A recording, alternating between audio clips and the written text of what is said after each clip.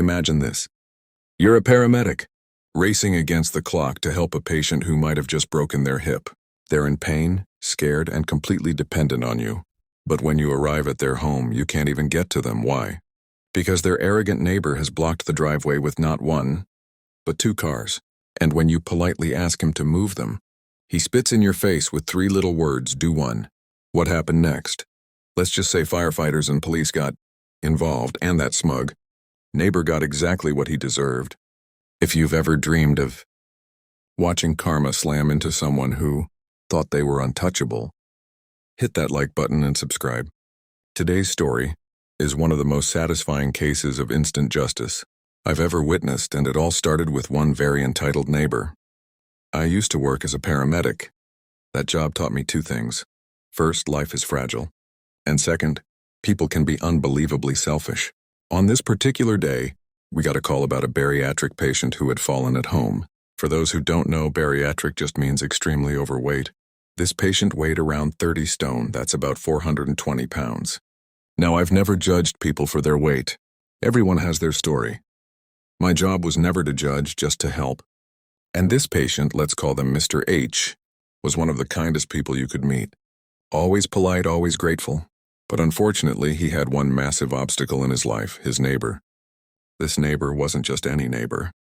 He was the kind of person who thinks rules don't apply to him. Mr. H had a disabled parking permit and a designated disabled spot right outside his house, issued by the council. But this entitled neighbor made it his personal mission to park there constantly. Letters from the council didn't stop him. Parking fines didn't stop him. If anything, they just made him more arrogant, like he was proving a point. And the worst part? He didn't just disrespect the law. He disrespected Mr. H's dignity.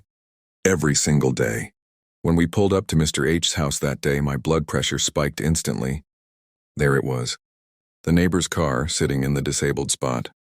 And next to it, his second car completely blocking the driveway. I looked at my partner. We both knew this wasn't just inconvenient, this was dangerous. We went inside, and sure enough, Mr. H was on the floor grimacing in pain.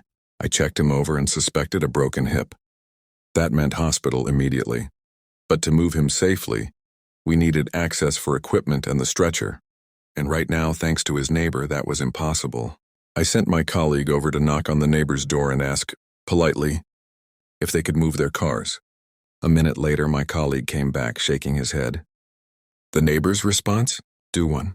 In other words, get lost. At that moment, I felt two things.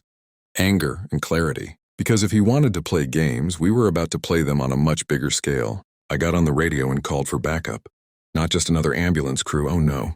I called in the fire service and the police. When the fire engine arrived, their crew commander came over. I explained the situation.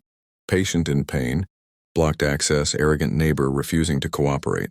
He nodded once calmly, then sent one of his firefighters to knock on the neighbor's door.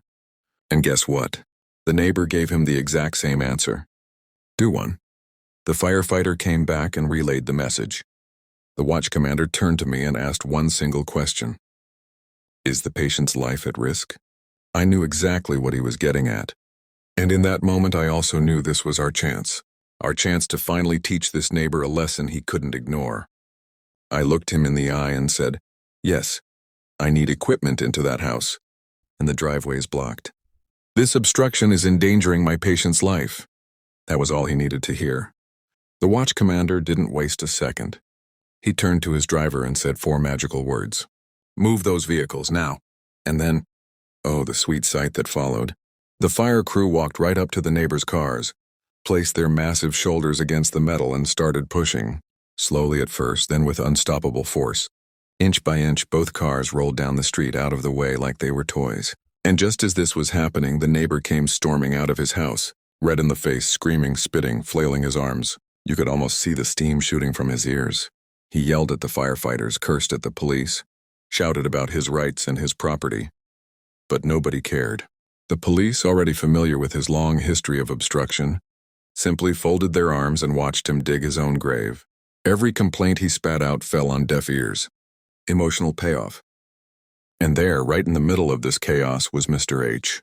Despite his pain, despite his fear, he was smiling. For once, his arrogant neighbor wasn't in control. For once, justice wasn't delayed, or ignored, or wrapped up in council letters that meant nothing. No, this was justice with flashing lights, sirens, uniforms, and brute strength.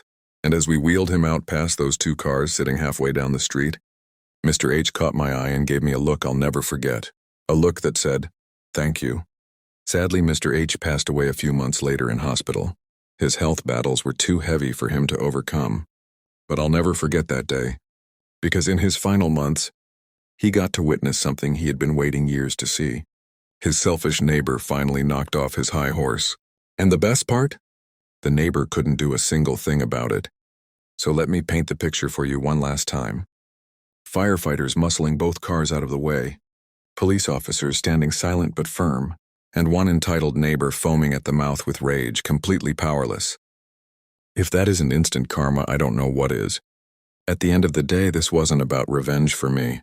It was about protecting dignity. Disabled people fight battles most of us can't see, and the least we can do is respect their space.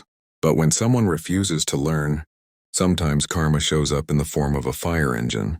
If this story gave you chills, smash that like button and tell me in the comments, what's the most satisfying instant justice you've ever seen?